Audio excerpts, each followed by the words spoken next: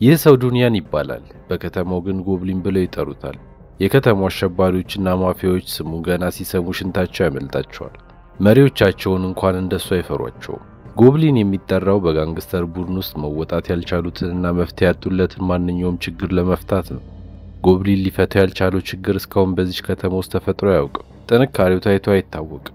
አስፈላጊ መስሎ ከታየው ብቻውን አንድ ሙሉ የማፊያ ቡድንን በሰዓታት ውስጥ መደምሰስ ይችላል። ጭካኔውም የትም ታይቶ አይታወቅም። ለመወሰን ሰከንድ አይፈጅበትም። ስለ ትክክለኛ ማንነቱና እንዴት እዚህ እንደደረሰ ማንም መረጃ አላገኘም። ለዚህም ስለሱ ብዙ አይነት ታሪኮች በየሰፈሩ ይወራሉ። ፖሊሶች ስሙን ያውቁታል፣ መልኩን ግን አንድም ቀን አይተውት አያውቁም። አሁን ላይ ለጆንግ የማፊያ ቡድን ነው የሚሰራው። በዚህ ቀን ያንሚን ከተባለ ቅጥር ነፍሰ ገዳይ ጋር ተቀናቃኝ የማፊያ ቡድንን ለመደምሰስ ተልከዋል። ያንሚን ለስራው አዲስ በመሆኑ ብዙ ጉዳቶችን አስተናግዷል። ለዚህም ጎብሊን ቁስሎቹን ለማከም ወደ ቤቱ ወሰደው። ያንሚን ራሱን ከሳተበት ሲነቃ ስልኩ እየጮኸ እንደነበር ነግሮት ጥሎት ወጣ። ስልኩን ከፍቶ ሲመለከት ሴት ልጅ ወደ ሆስፒታል እንደተወሰደች የሚያሳይ መልእክት አየ። ወዲያውኑ ወደምትገኝበት ሆስፒታል በረረ። ኡንጁ ትባላለች። ድንገተኛ የልብ ድካም አጋጥሟት ሐኪሞቹ ነፍሷን ለማትረፍ እየተሯሯጡ ይገኛሉ። ለረጅም ሰዓት ነፍሷን ለማትረፍ ከተረባረቡ በኋላ በመጨረሻ ለጊዜው ልብ ምት ወደ ነበረበት መመለስ ቻሉ። ያንሚን ለጊዜው ሰላም መሆኗን እንኳን አረጋግጦ ሳይጨርስ ግን አለቃው በፍጥነት ወደ ቢሮ እንዲመጣ አዘዘው። ቢሮ እንደተገኘ አለቃቸው ጆንግ ባልደረባቸውን በአሰቃቂ ሁኔታ እየደበደበው ተመለከተ። ይህ ቅጥር ነፍሰ ገዳይ የጆንግ ሰራተኛ መስሎ ቢቀላቀልም ፖሊስ ነበር። እስካሁን የማፊያ ቡድኑን ሲሰልል መቆየቱን ጠርጥሯል። የመጨረሻ የደወለበት ስልክ ላይ ደወለ። ስልኩን ያነሳው ግን የፖሊስ አዛዡ ቾይ ነበር። ጆንግ የሚፈልገው ማስረጃ እንዳገኘ ወደ ያንሚን በመዞር ይህንን ሰላይ እንዲገለው ጠየቀው። ያንሚን ነፍስ ለማጥፋት ገና አዲስ ስለነበር የቆመበት በፍርሃት ደርቆ እያለ ጎብሊን ከመቀጽፈት ሰላዩን ገላገለው። ጎብሊን እና እሱ ምን ያህል የተለያዩ እንደሆኑ በዛች ቅጽበት ተረዳ። ጭንቀቱ ግን እሱ ብቻ አልነበረም። ለታመመችው ልጁ ሕክምና የጠየቁት ገንዘብ በጣም ከፍተኛ ነበር። ለዚህም አለቃው ጆንግ ጋር በመቅረብ ለልጁ ሕክምና ገንዘብ ስለሚያስፈልገው አዲስ አሳይመንት እንዲሰጠው ለመነ። እሱም ተስማምቶ ከባድ ሚሽን ሰጠው። አንድ አደገኛ ሰው መግደል ይኖርበታል። ሰውየው የጎብሊን ዋና አሰልጣኝ በመሆኑ የዋዛ አልነበረም። ያንሚን የሰውየውን ስም ሲሰማ ደንግጧል። ነገር ግን ገንዘቡ ጠቅም ያለ በመሆኑ ሳያቅማማ አሳይመንቱን ተቀበለ። የዛን ቀን ረፋድ ላይ ወደ ሰውየው አፓርታማ በመሄድ ራሱን አዘጋጀ። ሰውየው የጎብሊን አሰልጣኝ በመሆኑ የማርሻል አርት ችሎታው ከፍተኛ ነው የሚሆነው። ልቡ በፍርሃት እየመታ ቢሆንም ልጁ ያለችበትን ስቃይ ሲያስታውስ ግን በድፍረት ጩቤውን አንስቶ ወደ ውስጥ ገባ። በሌላ ትዕይንት ጎብሊን ወደ ቤቱ ገብቶ ልጅና ሚስቱን ሰላም ሲል እንመለከታለን። ስራ ላይ አውሬ ይሁን እንጂ በቤት ውስጥ መልካምና ሳቂታ ባህሪ የተላበሰ ነው። ሆኖ ሚስቱ የሚሰራውን ስለምታውቅ ፊት ትነሳዋለች። አይኑን ማየት እንኳን ያስጠላል። በተደጋጋሚ ለልጃቸው ሲል ስራውን እንዲያቆም ጠይቀዋለች። ልጃቸው ስታድግ የነፍሰ ገዳይ ልጅ የሚል ስም ተሰጥቷት ከማህበረሰቡ እንዳትገለል በጣም ትፈራለች። በዚህ ሰዓት ያንሚን ሰውየው አፓርታማ ውስጥ ገብቶ ፊት ለፊት ተፋጠዋል። ወዲያውኑ እያነሳ እንደ ኳስ ያፈርጠው ጀመር። ጉልበቱ የተለየ ነው። ያንሚን ሊገድለው እንደቆረጠ ሲረዳ እሱም ቢላውን ስቦ የሞት የሽረት ትግል ውስጥ ገቡ።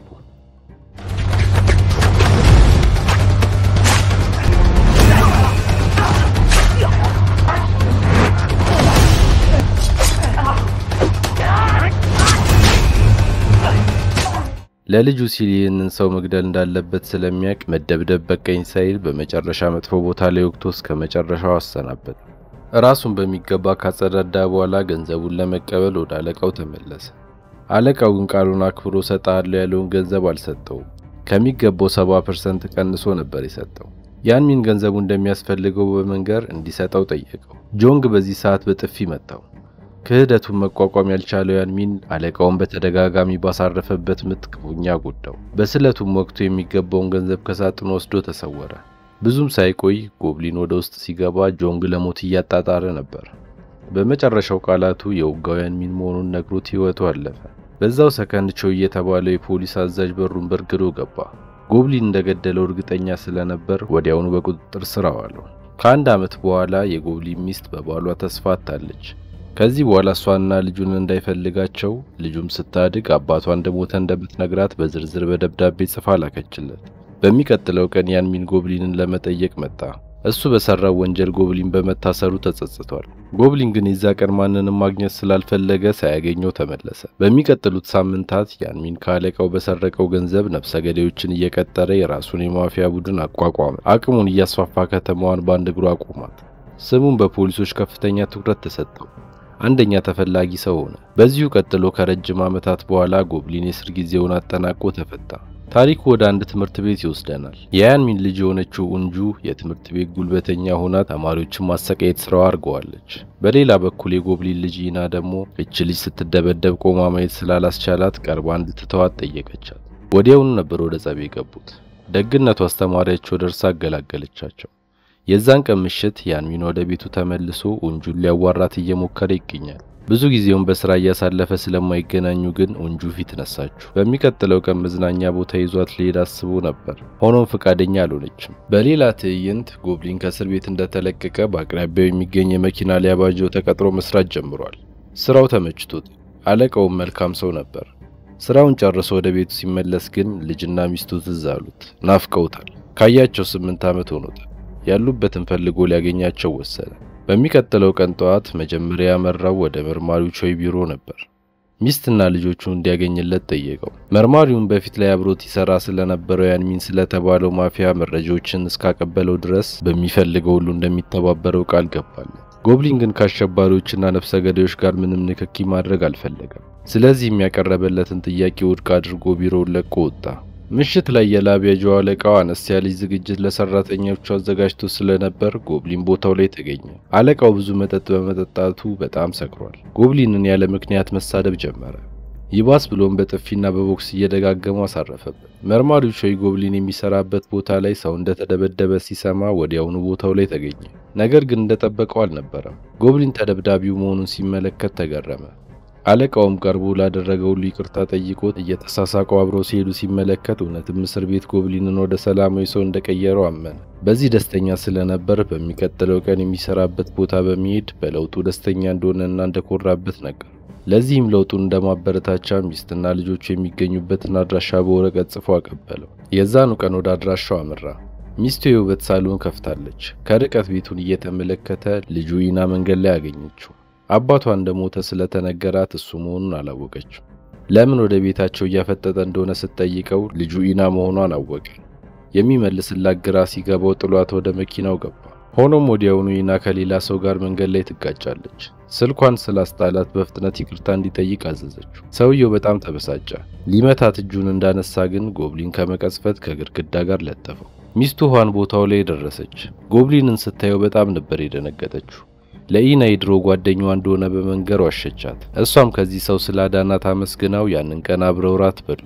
ኢና በቀልድና በጨዋታ ጠምዳ ስታዝናናው ከቆየች በኋላ እናቷ ዞር ስትል ጠብቃ ስልክ ቁጥሯን ሰጠችው። ከእናቷ ጋር በይበልጥ መቀራረብ ከፈለገ እንደምታመቻችለት ነገረችው። በዚህ ሁኔታ ያልተጠበቀው ምሽት ካሳለፈ በኋላ ወደ ቤቱ ተመለሰ። አልጋው ላይ ሆኖ ከልጁ ጋር የተነሳውን ፎቶ ሲመለከት ፊቱ በፈገግታ ተሞላ። ወዲያው ስልኩ ጠራ። ሚስቱ ሃው ነበረች። ተገናኝተው ማውራት እንዳለባቸው ነግረው በነጋታው አንድ ካፌ ውስጥ ተገናኙ። እሷ በታሰረበት ጊዜ ያሳለፈችውን ሁሉ ተረከችለት። እሱ ከታሰረ በኋላ ወደ አሜሪካ በመሄድ አንድ ባለ ሀብት ተዋውቃ ነበር። ነገር ግን ፍቅራቸው ብዙ አልቆየም። ለዚህም ወደ ሀገራቸው ለመመለስ ተገደዱ። ልጇ ኢና የትላንትናውን አይነት ደስታ ፊቷ ላይ ታባት እንደማታቅ ነገረችው። ነገር ግን ኢናን ከዚህ በኋላ እንዳያገኛት ጠየቀችው። አባቷ መሆኑን አውቃ አይምሯ እንዳይረበሽ ፈርታለች። ጎብሊን ግን ማስጠንቀቂያዎቹን ችላ በማለት በሚቀጥለው ቀን ትምህርት ቤት በር ላይ ጠበቃት። የእጅ ሰዓት በስጦታ መልክ ሊሰጣት ነበር የመጣው። ነገር ግን የሚስቱ ማስጠንቀቂያ ትዝ ብሎት ወደ ኋላ ሲመለስ በመኪና ተገጨ። በአጋጣሚ መኪና ውስጥ የነበረችው የያንሚን ልጅ ኡንጁ ነበረች። ሹፌሩ ኃላፊነት ወስዶ ሆስፒታል ለመውሰድ እየሞከረ ኢናም ግጭቱን ተመልክታ ቦታው ላይ ተገኘች። ጎብሊን ብድግ ብሎ ቆመ። ከልብሱ ስር ደም እየፈሰሰ እንደሆነ ሲመለከቱ ወዲያውኑ ሆስፒታል ወሰዱት። ታክሞ ከወጣ በኋላ ያንሚን ዜናውን ሰምቶ ወደ ሆስፒታሉ መጣ። የገጨውን ሰው ጤንነት ጠየቀው። ሹፌሩን በሙሉ ጤንነት እንደተመለሰ ገለጸለት። የተገጨው ሰው ስሙ ጎብሊን መሆኑን ያወቀው ቆይቶ ነበር። ስሙን ሲሰማ በጣም ደነገጠ። ጎብሊን ልጁን ባስ ሊያሳፍራት እየጠበቁ ባለበት ሰዓት እናቷ ምን ያህል በብቸኝነትና በድብርት እየተሰቃየች እንደሆነ አስረዳችው። ሁሌ ምሽት ላይ እንደምታለቅስ ከነገረችው በኋላ ተግባብቷትና ቀርቧት ከብቸኝነት ህይወት እናቷን እንደሚያላቃት ተስፋ እንደምታደርግ ገለጸችለት። በዚህ ሰዓት ሊሰጣት አዘጋጅቶት የነበረውን ስጦታ ሰጣት። በጣም ደስተኛ ነበረች። በሌላ በኩል ያንሚን የጎብሊንን መፈታት ከተረዳ ጀምሮ አይምሮ ሰላም አጥቷል። ከ8 ዓመት በፊት በተፈጠረው ክስተት ምክንያት አሁን ለመበቀል ካሰበ ብሎ ጨንቆታል። በአይምሮ ያልተፈጠሩ ነገሮች እያሰበ ፍርሃቱ ያለቅጥ ጀመረ። በሚቀጥለው ቀን ጠዋት ኢና ቁርሷን እየበላች ባለችበት ሰዓት እጇ ላይ ያሰረችውን ሰዓት ተመለከተች። ከየት እንዳመጣችው ጠየቀቻት። እሷም ከጎብሊን መሆኑን ስትነግራት በደም ፍላት እንድታወልቀው አዘዘች። ኢና ግን እምቢ አለች። በህይወቷ ከተዋወቀቻቸው አዲስ ሰዎች አንጻር ከጎብሊን ጋር ምቾት እንደሚሰማትና ጥሩ ሰው መሆኑን እርግጠኛ እንደሆነች በመናገር ተከራከረች። ኋን በዚህ ሰዓት የምታደርገው ጠፋት። በሌላ ትዕይንት ያንሚን ጭንቀቱ እየጨመረ መጥቷል። ጎብሊን ዛሬ ወይ ነገ መጥቶ ተበቀለኝ እያለ መወጠሩ ሲከብደው ቅጥረኞቹ በጠቅላላ የጎብሊን እያንዳንዷን እንቅስቃሴ ተከታትለው እንዲያሳውቁ ታዘዛቸው። የዛን ቀን ምሽት ኋን ጎብሊን የሚሰራበት ቦታ በመገኘት ወደ ውበት ሳሎኗ ጋበዘችው። በዛውም ጸጉሩን እያስተካከለችለት ቃል አስገባችው። ኢና ለሱ ትልቅ ቦታ እየሰጠችው በመሆኑ ወደ ድሮ ማንነቱ ተመልሶ እንዳያሳፍራት አጥብቃ አስጠነቀቀችው። በሚቀጥለው ቀን ጠዋት የያንሚን ቅጥረኞች በጎብሊን መስሪያ ቤት ተገኙ። ዓላማቸው ጎብሊንን ለመደብደብ ነበር። እሱም ድምጻቸውን ሰምቶ ወደ እነሱ እንደቀረበ ወዲያውኑ ፋታ ሳይሰጡት በመጥፎ ምቶች አጣደፉ። እየደበደቡት አንደኛው የያንሚን ስም ጠራ። አለቃቸው መሆኑን ሲረዳ በጣም ተገረመ። የዛን ቀን እንደፈለጉ ጎብሊንን ቀጥቅጠው ሲመለሱ ያንሚን እሳት ለብሶ እሳት ጎርሶ ጠበቃቸው። ማንም እንዲደበድቡት አላዘዛቸው። ነገር ግን ምንም ያህል ቢቀጠቅጣቸውም ቅጥረኞቹ ተስፋ አልቆረጡም። እንደውም የታዋቂውንና በከተማው የሚፈራውን ጎብሊንን ትክክለኛ አቅም ለመፈተሽ ጓጉ። ጎብሊን በድብደባው ምክንያት ሆስፒታል ተኝቷል። የያንሚን ቅጥረኞችን መከታተላቸውን ቀጥለዋል። ቅጥረኞቹ መደብደባቸው አሁን በይበልጥ ፍርሃቱና ጭንቀቱ እንዲጨምር አድርጓል። እየደጋገመ እንዲከታተሉት እንጂ አጠገቡ እንዳይደርሱ በተደጋጋሚ ያስጠነቀቃቸው። ከቀናት በኋላ ጎብሊን ተሽሎት ከሆስፒታል ወጣ። ከርቀት ሲከታተሉ የነበረው አባል ወዲያው ለያንሚን አሳወቀ። እያንዳንዱን እንቅስቃሴውን ፎቶ እያነሳ እንዲልክለት አዞታል። ይህ በእንዲህ እንዳለ ኡንጁ በትምህርት ቤት ተማሪዎችን ማሰቃየቷን ቀጥላለች። ኢናም ጓደኛዋ ስትደበደብ ስታይ በፍጥነት እንዲተዋት አስጠነቀቀች። ነገር ግን ኡንጁ አልተመለሰችም።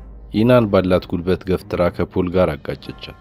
ወዲያውም ደም በደም ሆና መሬት ላይ ወደቀች። ይህ ክስተት ከተፈጠረ በደቂቃዎች ውስጥ ትምህርት ቤቱ ለጎብሊን ደወለለት። ኢና ያለችበትን ሁኔታ ሲያስረዱት በድንጋጤ ወደ ሆስፒታሉ በረረ። ኢና አፋጣኝ የቀዶ ሕክምና እንደሚያስፈልጋት ሐኪሞቹ ወስነው ለሰርጀሪ ሲያዘጋጇት ጎብሊንና ኋን በጭንቀት ውጤቱን መጠባበቅ ጀመሩ። በሌላ በኩል ኡንጁ በድርጊቷ በጣም ደንግጣለች። ኢናን የገደለቻት ነው መሰላት። ያንሚንም የተፈጠረው እንደሰማ ወደ ትምህርት ቤቱ በፍጥነት ነበር የሄደው። በሆስፒታሉ ሐኪሞቹ ሰርጀሪው እንዳጠናቀቁ ጭንቅላቷ ከፍተኛ ግጭት ስለደረሰበት የአእምሮ ክፍል መለስተኛ ጉዳት እንዳጋጠመው አረዳቸው። ጎብሊን ኢና ላይ የደረሰው በደል የዛኑ ቀን ፖሊስ ጣቢያ በመሄድ ክስ አቀረበ። በጊዜው የተመደበው መርማሪ ግን በክሱ እንዳይቀጥልና ቢተው እንደሚሻል ይመክረው ጀመር። ይዞት የመጣውም ጠበቃ ይቅርብህ ይለው ጀመር። ከጀርባው የሆነ ምክንያት እንደሚኖረው ስለተጠረጠረ ምንም ሳይከራከራቸው ፖሊስ ጣቢያውን ለቆ ወጣ። ወደ ሆስፒታሉ ተመልሶ ከልጁ ጋር ጊዜ እያሳለፈ ባለበት ሰዓት ግን የኢና አንደኛዋ ጓደኛዋ ልትጠይቃት ተገኘች። በዚህ ጊዜ ጎብሊን በተረጋጋ ሁኔታ የተፈጠረውን ሁሉ እንድታስረዳው ጠየቃት። እሷም ኡንጁ የምትባል የትምህርት ቤቱ ጉልበተኛ ገፍትራ እንዳጋጨቻት ስትነግረው ጎብሊን በንዴት ወደ ትምህርት ቤቱ አመራ። ማንም ግን የተፈጠረውን ማመን አልፈለገም። ሁሉም ነገሩን አድበስብሰው ሊያልፉት ነበር የፈለጉ። ጎብሊን ሁኔታቸው ተስፋ አላስቆረጠውም። በትምህርት ቤቱ እየዞረ ኡንጁ የተባለችውን ተማሪ አፈላልጎ አገኛት። ገና ቀርቦ ወሬ እንደጀመረ ግን ከየት መጣ ሳይባል ያንሚን ቅጥረኛ ፊቱ ላይ አሳረፈ። ኡንጁን ወደ መኪናው አስገብተው ወዲያውኑ ቢሰወሩም ጎብሊን አንደኛውን ፊት ያስታውሰዋል። በመስሪያ ቤቱ ተገኝቶ የደበደበው ሰው ነበር። በሌላ በኩል ኡንጁን ለትንሽ ጎብሊን ሊያፍናት ሲል ደርሰው እንዳተረፏት አሳወቁ። እሱም አመናቸው። ጎብሊን ልጁን በማፈን ሊበቀለው እንዳስበው አድርጎ ተረዳው። ስለዚህ ምንም ጊዜ ሳያባክን በቻሉት ፍጥነት ጎብሊንን እንዲያስወግዱት ትዕዛዙን አስተላለፈ። ቅጥረኞቹ ይህንን ትዕዛዙን በጉጉት ሲጠብቁት ነበር። በመስሪያ ቤቱ በመሄድ አለቃውን ማስጨነቅ ጀመሩ። ከየትም ብሎ ያለበት እንዲነግራቸው እየደበደቡ ጠየቁት። በዚህ ብቻም አላበቁም። በሆስፒታሉ በመሄድ ሚስቱን እየደበደቡ ያለበት እንድትናገር አስገድዷል። የተቀሩት ወደ ቤቱ ሲሄዱ ግን አገኙት። አንደኛው ወዲያው በሆስፒታል ውስጥ የተኛችውን ልጁን በስልኩ አሳየው። ሚስትና ልጁ በእጃቸው እንደሆኑ ሲመለከት ጎብሊን ከቁጥጥር ውጭ ሆነ። እንደማልቀስም አደረገ። ነገር ግን ከቆይታ በኋላ በውስጡ ለዓመታት የቀበረው ጨካኙና ደመ ቀዝቃዛው ጎብሊን ተቀሰቀሰ።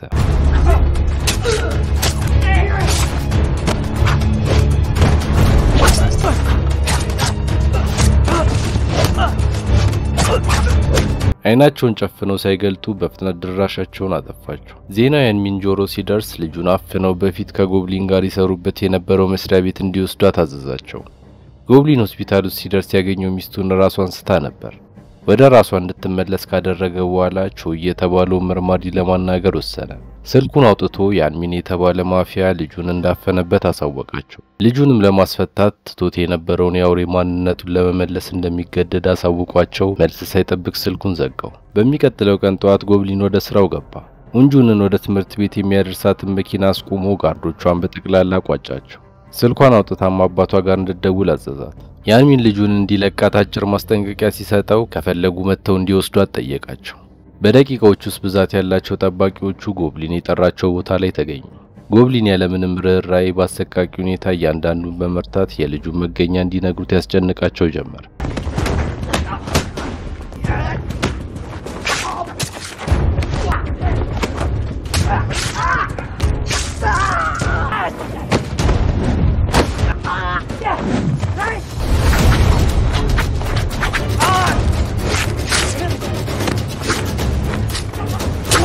በመጨረሻም አንዱ መገኛውን ሊነግራት ፍቃደኛ ሆነ። ቦታውን እንዳወቀ ጎብሊን መጀመሪያ ኡንጁን ከአለቃው ጋር እንድትቀመጥ አደረገ። ከዛም ወደ ተባለው ቦታ አመራ። በተመሳሳይ ሰዓት መርማሪው ቾይ ጎብሊን የጨፈጨፋቸውን የያንሚን ሰዎች አስክሬን መመርመር ጀምሯል። ጎብሊን ይሆናል ብሎ ግን አላሰበም። በዚህ ሰዓት ጎብሊን ወደ ተነገረው ህንጻ ደርሶ ከያንሚን ጋር ፊት ለፊት ተፋጠጠ። ያንሚን ልጁን ወዲያውኑ እንዲመልስለት አስጠነቀቀው። እሱም መጀመሪያ ኢናን በሰላም ማስረከብ እንዳለበት ገለጸለት። መቼም ሐሳቡን እንደማይቀይር ሲረዳ ጠባቂዎቹን ለቀቀበት።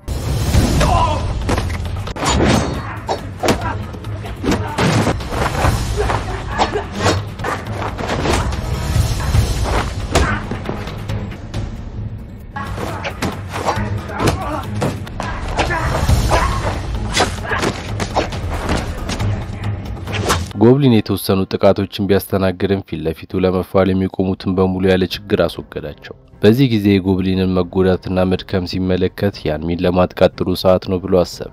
ለረጅም ሰዓት ቢፋለሙም አንዳቸውን ጨክነው መውጋት አልደፈሩም። ሁለቱ አባቶች ለደቂቃ ቢፋለሙም አንዳቸውም ሳያሸንፉ በኩል ሁኔታ ደከሙ። ያንሚን ልጁ እንዲመልስለት ከመለማመጥ ውጪ ምንም አማራጭ አልነበረው። ብዙም ሳይቆይ የጎብሊን አለቃ ኡንጁን ይዟት ወደ ውስጥ ገባ። በህይወት እንዳለች ሲረዳ ዘሎ ተጠምጥሞበት ማልቀስ ጀመረ። ወዲያው ነበር ኢናንም ያስረከበው። ጎብሊን ለኢና በመጨረሻ ስለደረሰላት በደስታ ማልቀስ ጀመረ። ሚስቱም ከፖሊሶች ጋር ሆና በመምጣት ኢናን ወደ ሆስፒታል በአምቡላንስ ስትልካት ጎብሊን ብዙ ደም ስለፈሰሰው እዛው ራሱን ስቶ ወደቀ። እስከ መጨረሻው ስለተከታተላችሁኝ አመሰግናለሁ። ምንም አይነት ሐሳብና አስተያየት ካሉት ኮሜንት ላይ ለማስቀመጥ ወደ ኋላ ይበሉ። ቪዲዮውን ላይክ እና ሰብስክራይብ በማድረግ ያበረታቱን። አመሰግናለሁ።